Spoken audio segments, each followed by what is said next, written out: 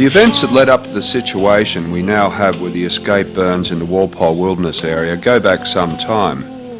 Since the C.a.L.M government's implementation of the South Coast Environment Group's Walpole Wilderness proposal as a core election promise, there have been elements at the federal, state and the local level that have been opposed to the decision. There has been a deliberate strategy of misinformation and scaremongering that pro-conservation groups were planning to lock up these areas and preclude them from any burning regime whatsoever. This has never been the conservationist position.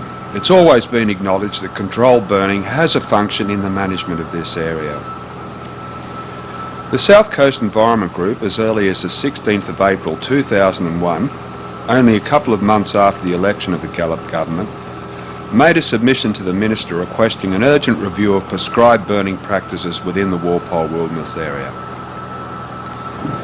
The South Coast Environment Group and the Denmark Environment Centre both have ministerial appointees to the Community Advisory Group, set up by the Minister of the Environment to advise government on management issues. Since then, we've been urging the government to have the group meet as a matter of priority. We realised it was imperative to get the process underway so baseless allegations could be addressed in the proper forum and the rumours dispelled. Tragically, this has not eventuated. The end result is the burning agenda has become highly politicised, with immense external pressure, as well as within C.a.L.M, to radically step up the burning program, with the Walpole Wilderness area specifically targeted. We believe this has led to the highly dangerous situation of C.a.L.M staff on the ground having their judgment compromised to deliver the political agenda. We believe the escape into Mitchell from Sharp was preventable, as was the escape from Sheepwash into Hay and Redmond. Because resources were spread too thin on the ground, there were inadequate crews patrolling the perimeter to contain a potential escape. The fact that 3 out of the 4 controlled burns in the Walpole Wilderness area escaped into uncontrolled burns is undeniable testament that the burning frenzy that currently exists is completely out of control and highly dangerous. We'd like now to go on and reconstruct the events that led into the uncontrolled burn in the Walpole Wilderness area.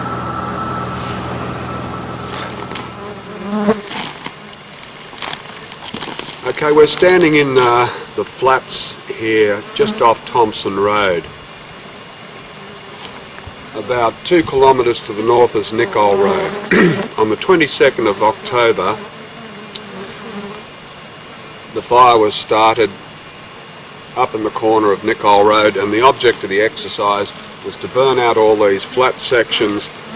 It was a fine day, there was light wind, it was a trickle burn that came through. The object of the exercise was to burn out these flats, and it was predicted it was too wet to sort of go up into the heavy country, so the fire was designed just to trickle through these flats and burn out this flat section. Okay, we're standing on Thompson Road, just a couple of kilometres down from the crossroads of Beardmore, up to the down to the south. This is Sharp Block here. And what happened is, on October the 23rd, on the Wednesday, the day that after they lit up Sharp to burn the flats, we had very, very heavy winds build up, and the fire drove up here to the boundary of Sharp, and we had very nearly a crossover occurring in Mitchell Block. You can see from the crown scorch over here how close it came. It was a very, very close thing. And subsequently what happened 3 weeks later when the same situation occurred, it reignited, jumped over into Mitchell, and now we have the situation that we have now.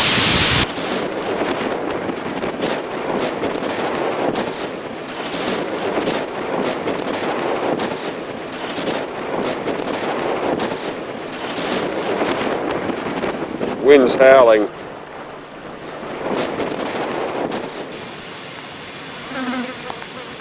Okay, we're standing on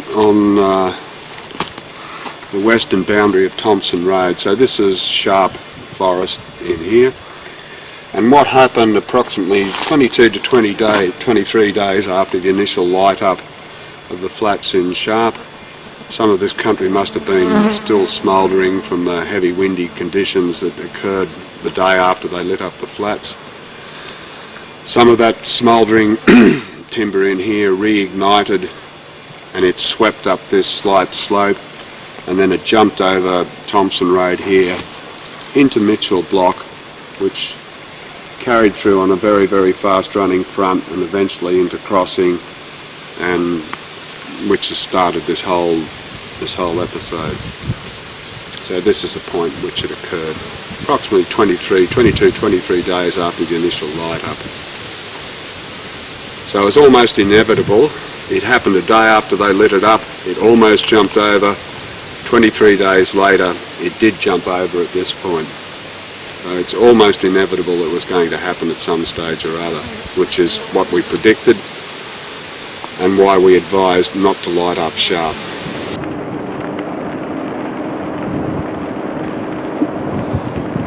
On the same day, 15th of November 2002, that the escape occurred from Sharp Block into Mitchell, there was also an escape from Sheepwash Block, which went into Hay Block and then ultimately burnt through Redmond Block also in the very, very high wind conditions that prevailed on that day. We're standing on Beardmore Road here, one of our major tourist roads, and this is Sharp Block just in here. We're on the southern boundary. Now what's going to happen after they lit up the flats in Sharp, the situation is that we've got some timber still burning in here, so the only way that we can, or the C.a.L.M can now secure this block and prevent strong winds blowing up and coming through this area is to edge burn all along this road through this heavy kauri country. So the whole length of Beardmore Road is now all going to have to be edge burnt and blackened. Potentially another fire hazard, because what could happen then if there's smouldering logs or branches in there and you get a strong wind blowing up, as happened over on Thompson Road where it jumped over into Mitchell, the same thing could occur. In the height of summer with a heavy wind, smouldering debris in here could then get blown over into the next block here, and then it goes south and heads right down toward Walpole. The other problem we have is that this is one of our major tourist roads. We've got Fernhook Falls up there and we've got Mount Franklin down here. So for all the way through summer and probably for the next couple of years, all this is going to be blackened and scorched. So visually it's not going to be very pretty, and yeah, we're going to get fires in these big carriers. So now the situation is we're probably going to have a perimeter of something like 250 kilometres where this edge burning is going to occur, and that's going to have to be patrolled all through summer because the potential of another flare-up, and the situation has happened where it jumped from Sharp on the eastern side over into Mitchell, could now be duplicated on a front of 250 kilometres. So to me, it's almost inevitable that somewhere we're going to get another jump over out of one of these control burns in the summertime, and then I don't know what happens, because the only alternative is to keep going back and burning out more and more country. So once you light up, that's a risk. It's supposed to be to prevent wildfires, but from what I see, it's just promoting the very thing that it's set out to stop happening. And the potential of now getting major wildfires out of any of the reignition through summer, I think, is almost an inevitability now. So it's only just started as far as I'm concerned. The risk through the next couple of months is going to be horrendous. To gain an understanding of the uncontrolled burns in the Walpole Wilderness area, you need to look at this map. It's fairly self-explanatory. The green is the Walpole Wilderness area, the orange is the prescribed fire area, and the red is the escape fire area. The black dots here, here and here are the escape points where it turned into a wildfire. As you can see, it's now taken out a chunk of country right through the centre of the Walpole Wilderness area, and we now have a combined area, if you take in all these perimeters and add it up, of about 250 kilometres, which now has the potential to smoulder right through the volatile summer months till the winter rains and possibly cause reignition out of any one of these areas. The mosaic pattern that was hoped to be achieved by the burn is now gone, because it's one continual burn now from deep right through Sharp all through London. Any of the endangered flora species that were in there that were supposed to be edge burnt and protected, a lot of them are probably gone. Any of the animals that escaped the initial burn and got out of the burn area are now going to be pushed back into the burn area. There's many endangered species in there. So the edge burning will now force them back into the burnt country, so there'll probably be quite a lot of loss of life of endangered species.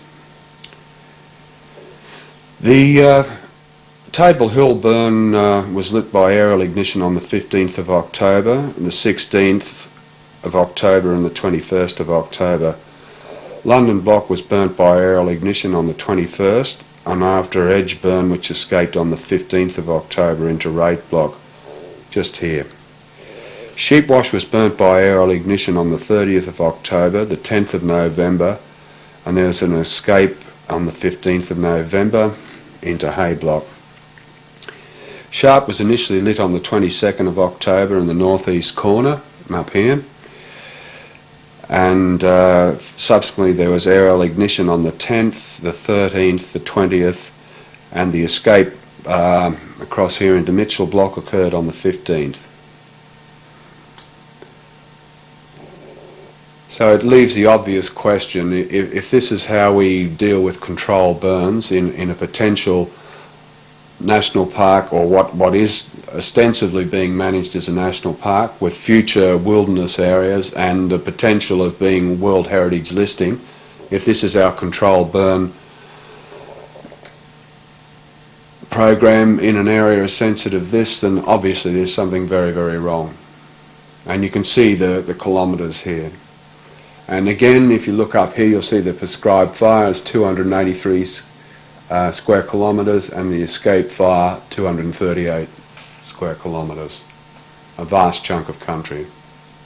Hi, my name's Donna Selby, and I'm a member of the South Coast Environment Group and co-author of the Walpole Wilderness proposal. The area, including the Walpole Wilderness, is internationally recognised as a biodiversity hotspot. In fact, it is the only area in Australia to be recognised as such. It is also proposed for World Heritage listing, and its potential for ecotourism and ecological studies is unlimited. However, this potential has been seriously compromised by the recent escape burns of the Department of Conservation and Land Management. Since 1998, when the Walpole Wilderness proposal was first launched, the South Coast Environment Group have lobbied as a matter of urgency that appropriate management guidelines be implemented, and in particular the prescribed burn regime be readdressed.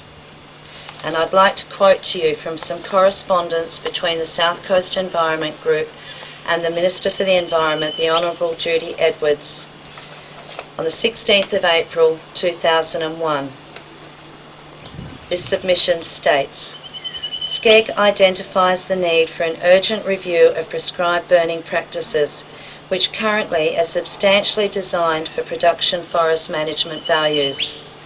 The wilderness status of the Walpole Wilderness area and protection of ecological and biodiversity values contained requires a tailor-made fire management protocol. Until then, prescribed burning should be deferred where at all possible. It states, we do not oppose prescribed burning per se, but with a protocol commensurate with the special wilderness status and only after rigorous risk assessment. So that was as far back as 16th of April 2001 that SCEG asked for a deferral of the sharp prescribed burn in the Walpole Wilderness area. The Minister agreed to defer the burn for 12 months. it came back on the agenda this year, the year 2002. We pleaded with the local C.a.L.M office to not burn until the management group had met. Unfortunately, our pleas and our concerns were ignored. The outcome of burning sharp was predictable, but was also ignored, and has now led to what can only be described as an environmental disaster. The very situation that these prescribed burns were supposed to prevent are almost now guaranteed to eventuate: wildfires in adjoining areas over summer. Somebody must be held accountable for allowing this situation to develop.